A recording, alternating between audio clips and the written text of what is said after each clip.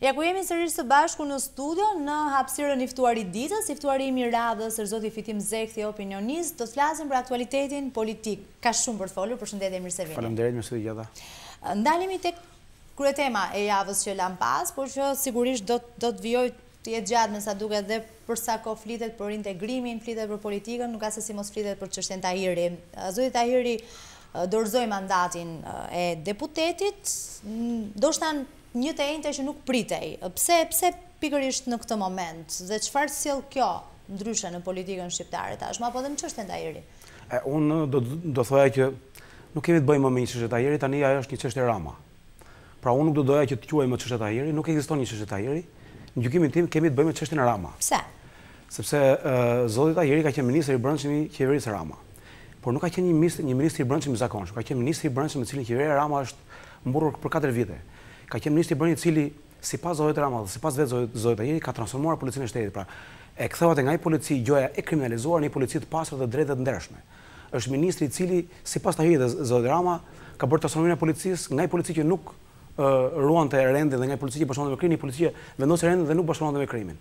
Edhe ndërkohë na doli një gjë krejt tjetër. Pra na doli një polici që jo vetëm nuk transformoi veten e saj nga një polici e lidhur me krimin, një polici të ndershme, por pam që pas kështë qenë një polici e zhytur plotësisht në krim nga zoti Tahiri. Edhe duke qenë se për shkak të hetimit ndërkombëtare, pati një lik, pati një rrjedhë informacioni, pati një përgjigjem që provoi se zoti Tahiri është i dyshuar për trafik ndërkombëtar, kokainë dhe bashkëpunim me krimin organizuar, atëherë patëm një precipitim të ngjarjeve dhe ndryshim të pikpamjeve tona mbi çfarë ishte qeveria e zotit Tahiri. Pra të pikpamjeve tona në kuptimin zyrtar të fjalës, sepse shumë njerëz mendonin që këta e kanë këtë lloj lidhje. Por 6 muaj me radhë, zoti Tahiri u mbrojt me forcë dhe nuk u lejua prokuroria të arrestojë zotin Tahiri.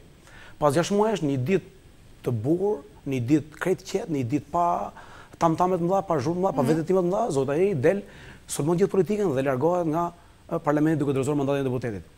Pse ky njeri që e mbrojti me forcë dhe me dhunë mandatin e vet të deputetit, dhe pse zoti Rama që për asnjë moment nuk lejoi që ky të arrestohej, këta kanë dakord që ky ta dorëzoi mandatin. Çfarë ka ndodhur? Nuk ka qenë një vendim personal sipas jush? Vendime të tilla nuk mund të jenë vendime personale. Këto janë vendime shumë të mëdha. Shikoj Armela, për fatin tonë keq ne jemi mësuar që në Shqipëri të kryejnë hetime për njerëz tek e tek. Pra në Shqipëri hetohet një drejtor sepse ka marrë shtet. Hetohet një në punë si thjesht sepse ka thyer ligjin. Hetohet edhe një ministër sepse ku diun ka vjedhur paratë diçka ose dyshohet për diçka. Nuk ka hetime për një njeri në botë. Sot që flasim në Shtetet Bashkuara të Amerikës po ndodh një hetim, sigurisht politik apo ideologjik, por po ndodh një hetim për mundësinë e përzgjerjes së ekipit të presidentit Trump me Rusinë. Edhe nuk po hetohet një njeri. Ka patur pyetje të prokurorit të përgjithshëm special Robert Mueller edhe për presidentin Trump. Pra po hetohet jo Paul Manafort, jo Michael Cohen, pra jo në punësa apo zyrtar apo njerëz të thjeshtë ekipit zotit Trump, por hetohet e tërë struktura, e cila mund të jetë e përfshirë. Pra edhe këtu në këtë rastin tonë nuk mund të kemi një hetim për zotin Tahiri. Nuk mund të veproj kur zoti Tahiri vetëm. Nuk mund të veproj kur Jal Çeta, drejtori i policisë Vlorës vetëm, apo drejtori i policisë Himares. Askush nuk mund të veprojë vetëm në akte të tilla.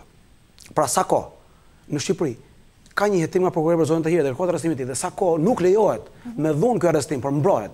Dhe në një moment të caktuar, një ditë krejt të qetë, zoti Tahiri dorëzon mandatin, padyshim që nuk mund ta besojë njëri, edhe nuk ka arsye logjike që ta besojë ndokush, që jemi duke parë zhvillime të zakonshme, të rëndomta, ku zoti Tahiri po i dorëzohet drejtësisë, ku zoti Rama si një kalorës i malli i drejtësisë, po lejon zotin Tahiri të shkojë para drejtësisë. Jo. Kujt i duhet ky dorëzim? Ky i duhet zotit Rama. Ky i duhet zotit Tahiri. Ky i duhet atyre që janë të përzgjerë në çështjen Rama tashmë. Pra, përderisa kemi dyshime për përfshirjen e trafikut ndërkombëtar të një ministri, padyshim që kryeministri është në këtë lojë, edhe me mosveprimin e tij, në rastin më të mirë, në rastin më të keq, me përfshirjen e tij, me dijenin e tij, me meritimin e tij apo edhe me nxitjen e tij. Pra, atyre që mund të shkatërrojnë karrierat e tyre, por jo vetëm karrierat e tyre politike, por mund të shkatërrojnë edhe, po themi, sigurinë e tyre personale duke përfunduar në burg, që janë kryeministri, ministri i brendshëm, edhe zyrtarë të tjerë, nuk e di zëvendësministra, drejtorë policie e me radhë me radhë. Pra atyre ju duhet kjo gjë që ndodhi. Pra, dorëzimi i mandatit të zotit Tahiri është i lajm shumë më i keq se sa mos dorëzimi i mandatit të zotit Tahiri, sepse dëshmon që kemi të bëjmë një marrëveshje. A e ka tashmë më të lehtë apo më të vështirë për ta mbrojtur zoti Rama pa mandatin e deputetit? Kujtojmë tu dhe komisionin hetimor të ngritur, ndërkohë hetimet ditën kur u dorëzua mandati, u deklarua nga prokuroria që do thirret Armela, është sigurt që me konfigurimin e sotëm të institucioneve shqiptare, zoti Tahiri nuk do të psojë asgjë. Prokuroria e Përgjithshme e Shqipërisë është absolutisht një organizëm i kontrolluar, i varur, i mbikëqyrur, i monitoruar nga Kryeministri i Shqipërisë. Edhe e zgjedhur nga Kryeministri i Shqipërisë në mënyrë antikështuese. Jemi përballë një momenti vërtet vështirë për vendin. Ndarja e famshme e pushteteve, garantja e vetëm e demokracisë në një vend demokratik nuk ekziston absolutisht. Shqipëria ka vuajtur nga ndarja e pushteteve, asnjëherë nuk ka patur Shqipëria ndarje pushtetesh të plot, por kur Shqipëria nuk ka patur një situatë si kjo sotja, kur gjykatë kështuese nuk kemi. Gjykata e lartë funksionon në presingun, në presionin e madh të shpatës vettingut. Prokuroria e Përgjithshme është zgjedhur nga kryeministri. Parlamenti dhe qeveria janë në dorën e kryeministrit. Qeveria është e përbërë vetëm nga një parti. Pra një situatë të tillë Shqipëria nuk e ka njohur as në 91-shin, as në 92-shin, as në 97-ën dhe në asnjë vit. Pra një situatë ku pushtetet kanë qenë kaq shumë përqendruar në dorën e njeriu, edhe nuk kemi njohur kur një situatë ku ministri i brendshëm të ketë qenë i dyshuar për trafik ndërkombëtar kokaine apo drogash, edhe i dyshuar se i lidhur me grupe mafioze që veprojnë jo vetëm në Shqipëri, por edhe jashtë vendit. Pra jemi në një situatë vërtet dramatike. Ky përqendrim i madh pushtetesh do bëj që zoti Tahiri të mos psojë asgjë. As në kushtet e një presioni ndërkombëtar, flas tu edhe nga gjermanët, nga Bundestagu gjerman, në kuadrin e rrugës integrimit. Për fatin ton të keq, ndërkombëtarët nuk janë të interesuar dhe nuk kanë qenë kurrë të interesuar këto kohë që në Shqipëri të ketë ndarje pushtetesh, të ketë hetim të lirë të pavarur apo të ketë sundim të ligjit. Ndërkombëtarët, sepse ata kanë një interes themelor bazik. Shqipëria të mbetet një vend që prodhon siguri. Shqipëria të mbetet një vend që nuk krijon probleme rajonale. Shqipëria të mbetet një vend që ul kokën, rri urt dhe dëgjon çfarë thonë ndërkombëtarët, pastaj le të bëj çfarë doj, le të bëj trafik droge, le të bëj thyrje të parimeve themelore të kështu apo thyrje të parimeve themelore të ligjit, le të bëj korrupsion me koncesione, le të bëj korrupsion me marrjen e borxhit, le të bëj korrupsion me tendrat dhe me gjithçka tjetër. Mjafton që Shqipëria të jetë një vend që nuk prodhon. Po çështja e Tahiri është përmendur dhe në progres raportin e Komisionit Evropian, apo jo? Edhe nga Bundestagu ka pasur sinjale. Raportet e progresit janë një gjë tjetër. Edhe qëndrimet zyrtare të komisionit, qëndrimet zyrtare të ambasadorëve janë një gjë tjetër. Prej vitesh, që nga viti i largët 2000, raportet e progresit kanë qenë gjithmonë problematike. Por ato asnjëherë nuk janë raporte që diktojnë vendimarrjen e autoriteteve europiane ndaj Shqipërisë. Për në kuptimin që ato nuk janë raporte që detyrojnë qeverinë shqiptare t'ju përmbahet këshillave, kritereve apo të jetë më e kujdesshëm me zbatimin e ligjit. Ato janë raporte burokratike që bëjnë një fotografi, thonë janë keq gjërat, ka thyrje të ligjit, ka thyrje të parimeve të ligjit, ka krim të organizuar, ka kështu, por ka edhe hapa përpara, ne e inkurajojmë, pra është kjo gjua burokrate e drunit e raporteve, të cilat nuk sjellin asgjë të re. Çështja është këtu. A do munden ndërkombëtarët të kërkojnë që në Shqipëri politikat mos jetë më lidhur me krimin? A do munden ato veç fakti që po e kërkojnë këtë gjë ta imponojnë, sepse ato e kanë mundësinë ta imponojnë? Ato munden dhe nuk e bëjnë. Nuk e bëjnë sepse nuk kanë interes.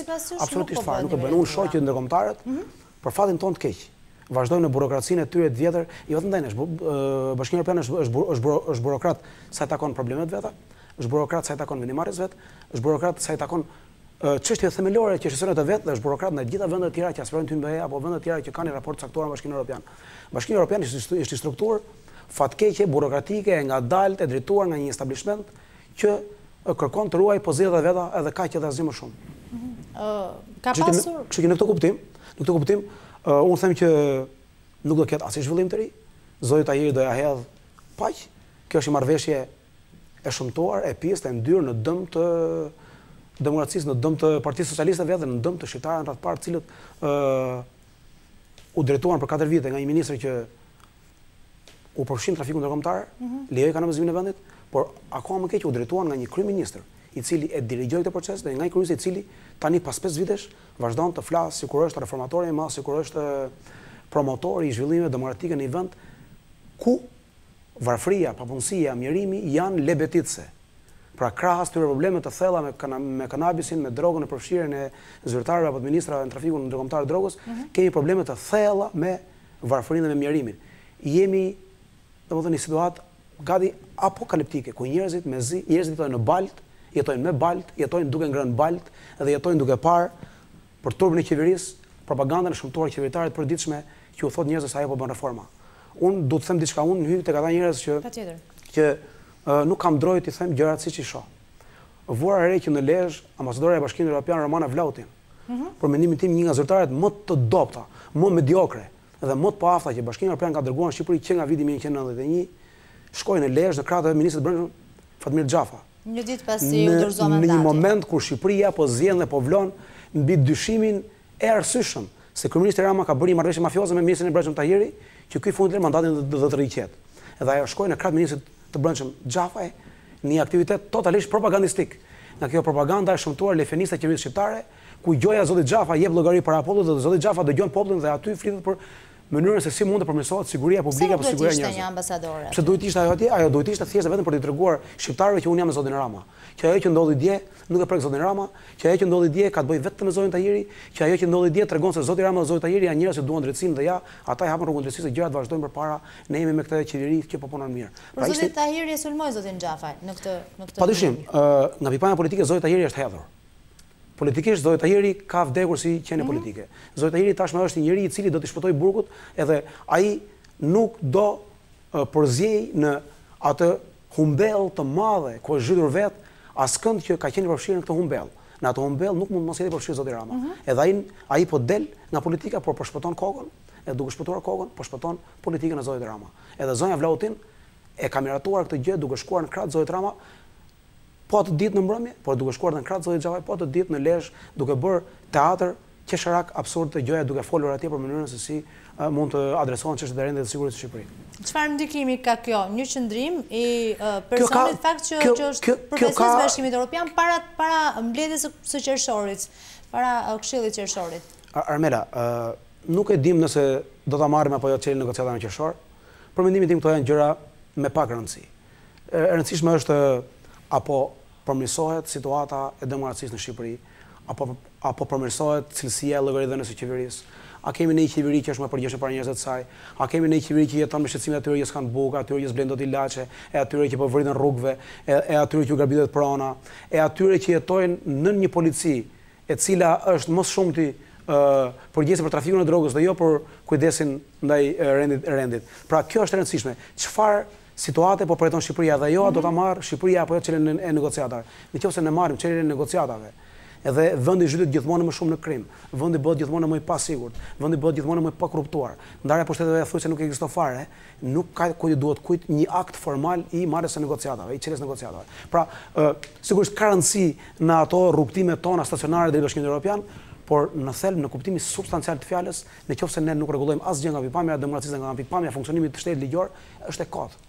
Një nga pikat sigurisht është kjo e krimit organizuar dhe kundër korrupsionit, një nga prioritetet përcaktuara nga Bashkimi Evropian.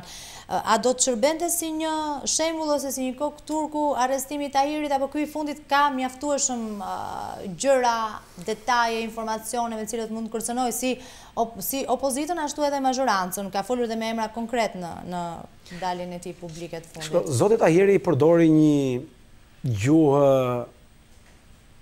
tallse me shqiptarët, të shëmtuar dhe të poshtër. Ai sulmoi politikën shqiptare 27 vite për korrupsion, për pavësi, për degradim morale me radhë. Nuk preku për asnjë miligram zotin Rama, preku gjithkënd. Edhe zotin Xhafa e sulmoi, padyshim opozitën, Berishën, Bashën, Metën, kryemadrin. Edhe mazhorancën pati në tërësi. Po nuk preku zotin Rama, duhet të kuptojmë çka. Mazhoranca sot është zoti Rama, nuk ka njëri tjetër. Pra duhet ta kuptojmë që tërë mazhoranca, tërë qeveria, bile edhe prokuroria dhe gjyqësori sot janë në ngjyrën që jep zoti Rama gjërave. Nëse nuk sulmojmë zotin Rama, nuk kemi sulmuar mazhorancën. Edhe nëse kemi sulmuar tjerë, kemi sulmuar vetëm kundërshtarët e zotit Rama. Pra zoti Tahiri në këtë kuptim u tregua një politikan domethënë me diskur qesharak, me qendrime qesharake, qendrime mediokre, të shëmtuara. Pra ishte ai qartë që ai bëri gjithçka për të shpëtuar kokën e vet dhe shpëtoi. Me siguri e ka shpëtuar. Unë nuk e di, nuk mund parashikojmë dot gjëra, po në mënyrën se janë konfiguruar sot ai ka shpëtuar kokën e tij, duke shpëtuar edhe pushtetin e zotit Rama. Pra nuk mund presim asgjë të re dhe të mirë nga qëndrimi i zotit Tahiri. Por kundërshta thjesht vetëm mund ta shohim me neveri atë që bëri ai. Çështja është, do ta themi edhe një herë. Nuk është çështja edhe po ta arrestohet nesër zoti Tahiri. Nuk ka interes kjo gjë. Interesi është a ndodhi kanabizimi i vendit, si u bë, kush e lejoi, pse e lejoi, cili kishte dijeni dhe cili nuk e ushtroi përgjegjësinë e tij politike dhe ligjore.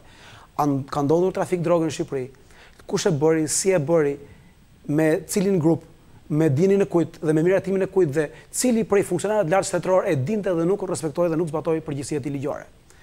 Këto janë pyetjet, edhe po të përgjigjemi këtyre pyetjeve, nuk hetojmë zotin Tahiri. Hetojmë atë që thash ndodh në SBA. Shiko, po lexoja para pak kohësh një libër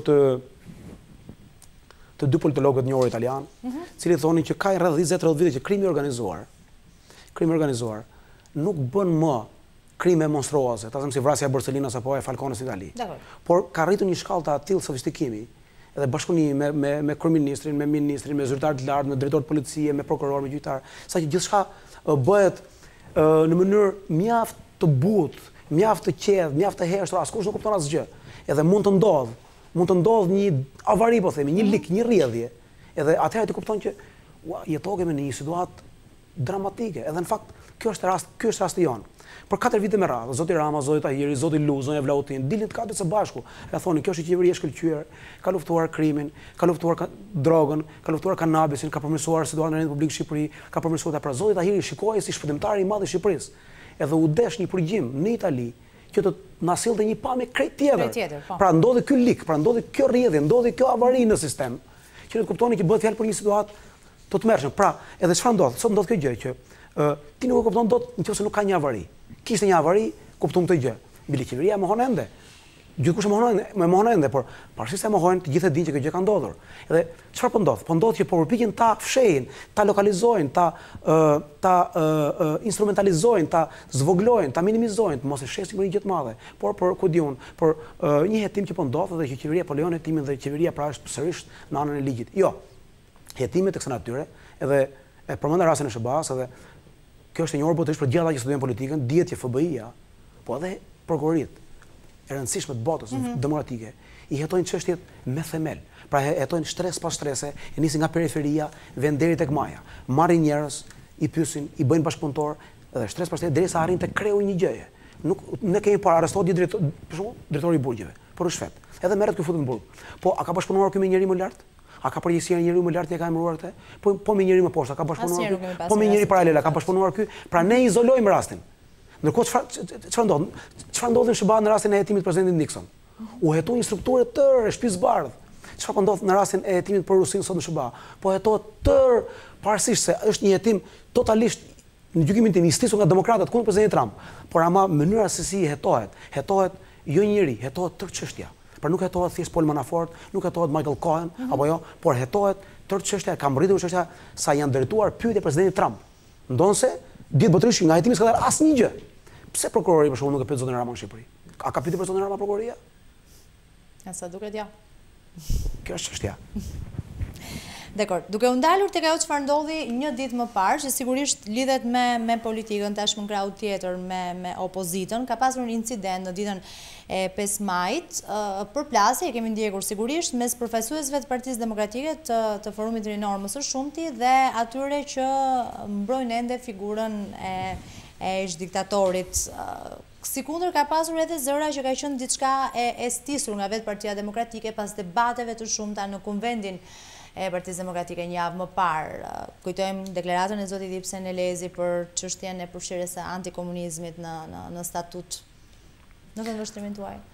Ky debati në lidhje me 5 majin është fatkeq, me thënë drejtën, është shumë fatkeq edhe e para punës është fatkeq sepse u lejuan të shkojnë si skuadron tek varrezat dëshmorët të kombit, disa veteran, tash të qytetar veteran, pleq, ish sigurim sa ish kryetar degësh, njerëz pa faj, por edhe kriminal mes tyre, bandit dhe palaqshë, por edhe njerëz të rrjedhur që nuk e kuptojnë fare çfarë janë duke bërë, cilët me portretet e nverit u lejuan nga garda apo nga kryesi i Shqipërisë të shkojnë atje të provokojnë të krijojnë situatë shëmtuar.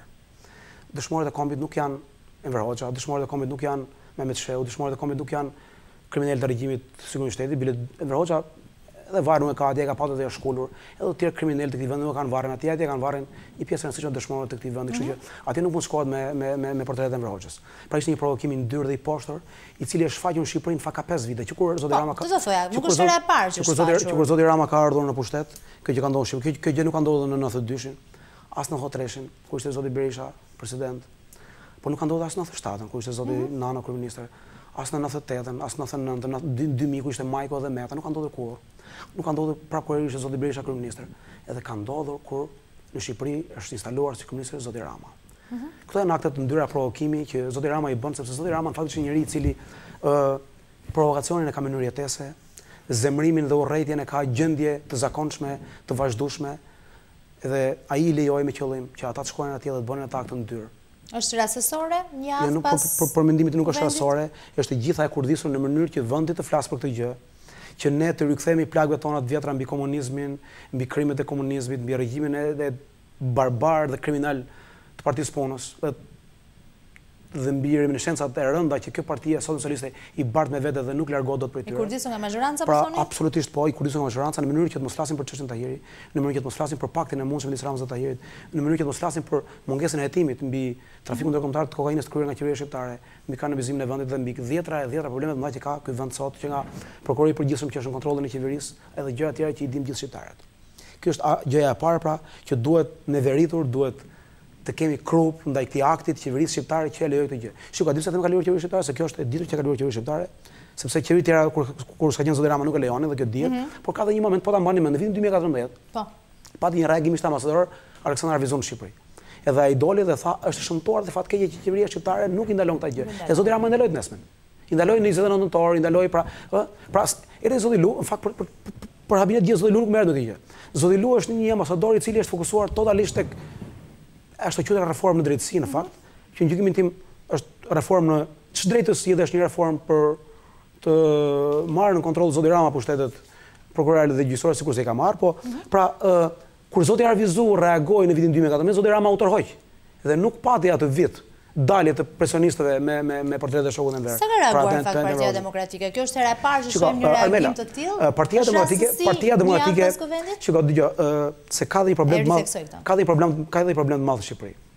Ka më shumë se një vit, po mund të ketë 5 vjet që debati themelor në Shqipëri bëhet për Partinë Demokratike. Ka më shumë se 5 vjet që këtu gjithçka thuhet fajin e ka Berisha apo fajin e ka Basha, fajin e ka Partia Demokratike. Pra këtu pash dikë ditë që thoshte u përmbyt Durrësi, opozita flegjum. Pash dikë dje që thoshte aty u zon, opozita flegjum. Pash dikë që thoshte nuk u miratu një gjë, opozita flegjum. Ose kishte ndodhur një vrasje në Vlorë, opozita flegjum. Ndodhi drejtja e mandatit, pra largimi i Tahirit nga mandati i deputetit, një orë pas thonin që ku është Basha, Basha flegjum. Pra këtu të gjithë merren me Bashën dhe me Berishën dhe kjo është fatkeqësia tjetër e këtij. Ka probleme Partia Demokratike, nuk është gabim. Partia Demokratike le të ketë probleme sa doj, shqetësimi i këtij vendi është zoti Rama dhe qeveria shqiptare. Edhe Partia Demokratike, me që e hapi këtu muhabet, unë po flas si një vëzhgues i jashtëm i zhvillimeve në Shqipëri dhe si një njeri i cili kam qenë ka herë përkrahas i djathtas dhe njëri që e kam parë me bezdi, po edhe me neveriet që ka bërë Partia Punës dhe përkrahje që jep Partisë Punës, Partia Socialiste sot. Edhe mënyra si Partia Socialiste ka drejtuar vendin edhe më herët edhe sot. Por Partia Demokratike që në 91 ka qenë një parti që ka dënuar regjimin e Enver Hoxhës, krimin e Enver Hoxhës, ka folur për genocid, e me radhë dhe kjo lloj gjuhe e Partisë Demokratike ka ardhur, duhet thënë, duke u theksuar, sot është dhe më e theksuar. Zoti Basha e ka dhe më të theksuar se sa e ka patur. Po në statut atëherë pse ishte kaq e vështirë që të pranojë pikërisht kjo pikë për antikomunizmin? Statuti i ri i Partisë Demokratike është më i avancuar. E ka pjesë të neneve të tij dekomunizim në vendit. Nuk e ka patur. Pra kemi një thellim të kësaj gjuhë Partisë Demokratike. Por çështja është që sot për Partinë Demokratike vetëm flitet keq.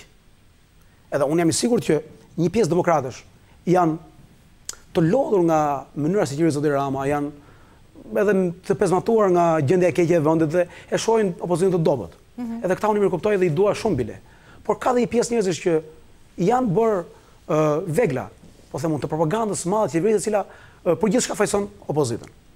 Edhe gjithë kjo atmosferë të mërshme, gjithë kjo klimë është shëmtuar me sulmin e opozitës, padyshim që përhapet në ajër, edhe këta ajër e thithim gjithë edhe gjithë, fillojmë edhe sillin sipas këtij ajri, edhe gjithë pastaj bien viktima të asaj gjuhe, asaj narrative që përdor shumica e qeverisë ndaj opozitës dhe gjithë sulmon opozitën. Pra për të kthyer në ngjarje e djeshme. Partia Demokratike dje, zoti Basha, grupi deputetëve që shkoi, bëri një akt që ka ndodhur nga viti 1991. Partia Demokratike ka shkuar në Varrezat e dëshmuar që nga viti 1991, çdo 5 maj. Këtë do ta pranoj. Dakor. 5 maj është 5 maj ka një simbolik për mendimin tim shumë të keqe. Unë nuk jam dakord që dëshmorët e vendit të përkujtohen në këtë datë, në datën kur është vrarë në rrethana të dyshimta.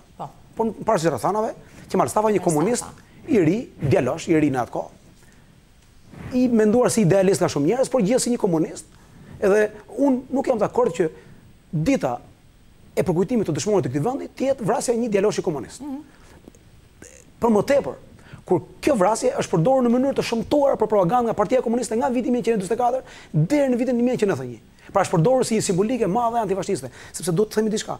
Partia e punës së Shqipërisë, Partia Komuniste, në fakt ka qenë bashkëpunëtore e fashizmit deri në vitin 1940 kur sumua Bashkimin Sovjetik.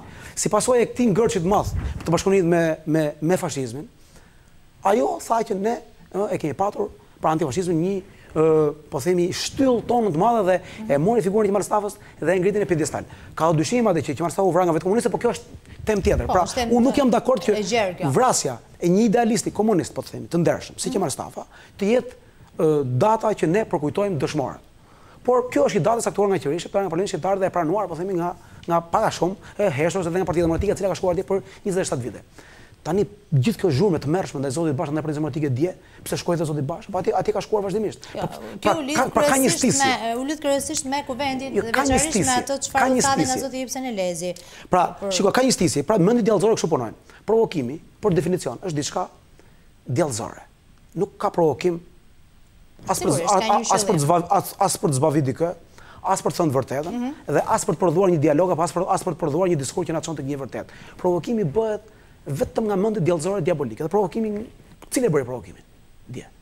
Dje është apo dje? Pra, provokimin e ka bërë qeveria shqiptare që lejoi të shkojë si skuadron. Dje ka qenë numri më i madh i pranishëm në mënyrë të organizuar i të ashtoqytetëve veteran në varrezat e dëshmorët kombit. Kur nuk ka qenë kaq shumë.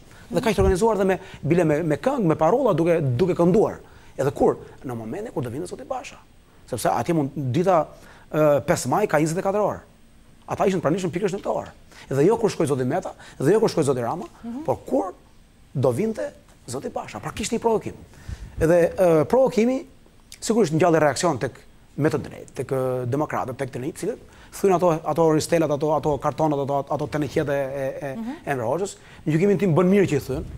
Unë nuk jam në qefli i thyres këtyre gjëra, po edhe mi thy këto gjëra nuk jam kundër, sepse duhet dim diçka edhe nga pikpamja ligjore. Se kam dëgjuar që kjo nuk ndalohet me ligj. Shiko, fakti që nuk ndalohet me ligj mbajtja e portretit e Enverit, apo fakti që nuk ndalohet me ligj thjesht komunist, nuk do të thotë se ti mund të demonstrosht me portretin e Enverit në varrezat e dëshmorët kombit. Që do dëshmosh, që do të demonstrosh me portretin e Enver Hoxhës në varrezat e dëshmorët kombit, duhet marrësh leje të policia në radhë parë. Në radhë dytë ti nuk mund të demonstrosh një ditë festa kombëtare, në radhë tretë ti nuk mund ta bësh të gjën praninë e tjerëve. Ka disa parime në drejtën kushtetuese. Njëra është ajo që quhet Fitim Zekthi doktrinë, pra doktrina e fjalëve luftarake.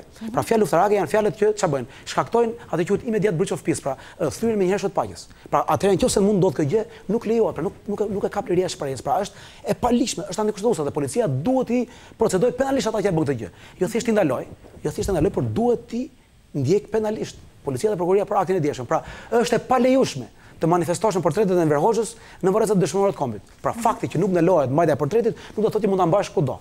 Pra sepse ka njerëz që kanë simpati për shembull për ku diun për satanajin, por fakti që ti ke simpati për satanajin nuk mund të vish në portret e satanajit në kish apo në xhami. Është qartë. Pra është e njëjta gjë domethënë. Pra nëse ti shkon në portretet e satanajit, çfarë do pikturuar për satanajin në xhami, dru do hash. Po shko në xhami prap do hash dru, nuk duhet shkosh atje në këto gjëra. Dakor, po s'kan rënë drum më parë. Ndaj ata dje bën këtë gjë. Morën portretet e parollat e satanajit dhe shkuan në kish apo në xhami. Pra provokimi është i tyre. Edhe nuk është faji fare të Partia Demokratike. Ky është mendimi im. Partia Demokratike ka pasur së fundmi, sepse jemi në limitet kohore, ka pasur debatet shumëta në kuvend për një sër problematikash. Në fakt, fjalimi i Zotit Ibsen Elezit ka qenë ai që ka goditur më shumë, sikundër dhe kemi parë që është goditur mjaftueshëm ditët e fundit në fakt për shkak të atij fjalimi, por një nga pikat që u diskutua ka qenë kjo e dekomunistizimit, ndaj dhe po e lidhja. Në këndvështrimin tuaj? Unë ndoqja fjalimin e Ibsen Elezit në kongres, unë isha në kongres, isha një delegat i kongresit. Ibseni është një miku im i vjetër i shkollës, jo për një kroshëri kështu publike, unë e kam patur në shkollë dhe e respektoj shumë, ai është një djalë shumë inteligjent. Ai është një demokrat i mirë edhe i vjetër i këtij vendi. Që kur kemi qenë studentë ne merreshëm me Partinë Demokratike. Ibseni ka qenë bile edhe më kurajos se anë të tjerët, që në atë ka patur ide kështu duket djalë. Të rëndësishme. Unë e dëgjova fjalimin e Ibsenit, ishte një fjalim padyshim, ai kishte ngarkesat e veta, kishte gjëra të mira fjalimi, kishte gjëra që unë tonë personale nuk i kam qejf, pra nuk më pëlqeu pjesa me tonë personale, drejtuar qoftë Zoti Ristani, qoftë Zoti Berisha, qoftë Zoti Basha, ne duhet të godasim fenomenet dhe jo njerëzit. Nuk është çështja e njerëzve. Nëse ne do merremi duke u marrë tek me njerëzit, nuk është do zgjidhim gjë.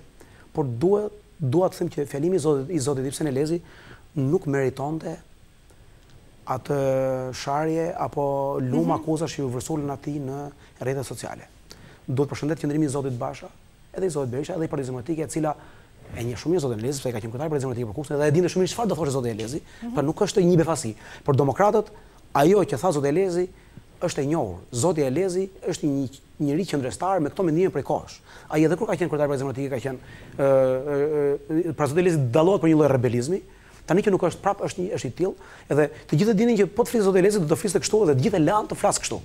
Pra ky aspekt. Se i duhej atij kuvendi edhe për të krijuar ideja e. Jo, nuk i duhej fare, por në atë kuvend askush nuk i ndërpreu drejtën e fjalës askujt. Tani duhet i themi disa gjëra. Nëse ne nuk do i themi të vërtetat, atëherë ne jemi duke rrahur ujin havan kot po themi, edhe ne jemi duke gënjur veten me gjëra dhe jemi duke punuar kundër vetes. Partia Demokratike e dinë çfarë thoshte Zoti Elezi, edhe e lejoi të flasë dhe bëri shumë që foli. Ata njerëz që folën keq në rrjetet sociale për Zotin Elezi bëni gabim të rënd, sepse ata janë realisht njerëz në gjykimin tim me dinjitet problematik, njerëz që realisht nuk kanë një lidhje serioze me djathtën dhe njerëz që realisht nuk e duan të djathtën. Sigurisht tash, unë nuk e pëlqej të folurën në nota personale të Ibsenit. Nuk e takova para se të fliste, po ta takoja pas se të fliste do i thosha Ibsen për mua ja futet kot. Pra do i thosha tekstualisht kështu. Pra nuk kishte nevojë për tonë personale. Pra tonë personale sepse pastaj i bie që ti je duke folur aty nisur nga një ngërç apo nga një natë jote. Ibseni është thash herë djalë demokrat i vjetër. Ai ka punuar për demokratike me vite me radhë, por ndoshta emocionet, ndoshta probleme ndegën lokale, se unë nuk e njoh çfarë ndodh ndegën në Kukës, me thënë të drejtën, se ndonjëherë domthon kjo sharnaja jone për ditëshme na përfshin më shumë nga ç'duhemi, të gjithë ndoshta e teprojmë disa raste, të gjithë bëjmë gabime dhe kur shkojmë darkë themi bo pse e thashte, nuk duhet ta thoja, ndoshta ishte personalisht pak, ndoshta ishte ai emocionuar, ndoshta e teprova, pra të gjitha rrëmbenin nati, por në tërësi ajo që tha Zoti Elezi ishte e mirë, ishte e tepruar në disa raste, por ai tha gjëra të rëndësishme, por në radh parë tha gjëra të cilat Partia Demokratike i dëgjoi, edhe vetë Zoti Basha i dëgjoi, edhe nuk majti asnjë qendrim ndaj asaj që tha Zoti Elezi. Edhe Zoti Basha dinte çfarë thoshte Zoti. S'ka çfarë qendrimi të mbajë sepse statuti në fund. Zoti Basha mund ta ndalonte Zotin Elezi. Mund mos e lënte të fliste. Ja këtë qendrim mund mande. Po donte, i thoshte sekretariatit që nuk do të ketë diskutime. Pra Zoti Basha duke e ditur çfarë do thoshte Zoti Elezi, e lati thoi gjërat që donte thoshte Zoti Elezi. Ky është dallim i rëndësishëm. Po askush nuk e vëre, por unë mendoj që duhet pranuar që Partia Demokratike është në një fazë, të paktën siç e shohun nga jashtë, në një fazë hapje, në një fazë dëgjimit të gjithëve, në një fazë të rëndësishme përthithje, mendimi, opinionesh dhe lejimi hapësirash për gjithëkënd të thojë gjën e vet të garoj për gjërat që do. Bashkimi ose ndarje, sepse mos harrojmë deklaratën e Zotit Patozi, mos harrojmë pritshmëritë e kritikëve, zërat për një ndarje. Unë e thash dhe një herë të kaluar te emisioni juaj. Kur dy njerëz apo kur shumë njerëz do duan të bashkëpunojnë apo të bashkohen apo të bëjnë bashkë diçka, në qoftë se kanë të njëjtat parime, ata do ta bëjnë atë gjë. Në qoftë se nuk kanë të njëjtat parime të gjës, le të lodhë me kot ata nuk e bëjnë atë gjë.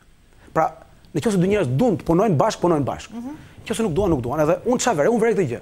Që nga humbja e zgjedhjeve Partisë Demokratike ose nga grabitja e shëmtuar me paratë e drogës të zgjedhjet në Partinë Socialiste, në Partisë Demokratike, çfarë ka patur? Ka patur sulme personale ndaj Zotit Basha.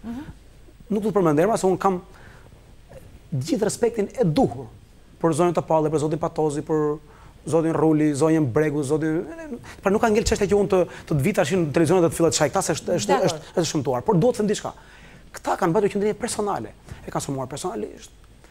Për çfarë? Për akuza penale. Kanë folur për bashkëshortën e Zotit Basha, për vllain e bashkëshortës, për vjerrin, pra kanë bërë sulme personale, kanë thënë që ti je hajdut, je maskara, gruaja jote kështu, vllai gruas kështu me radhë, Zoti Basha çfarë ka bërë? Nuk i është përgjigjur pas një sekond. Këta kanë vazhduar për muaj me radhë, Zoti Basha prapë nuk ka folur. Përkundrazi, kanë mbledhur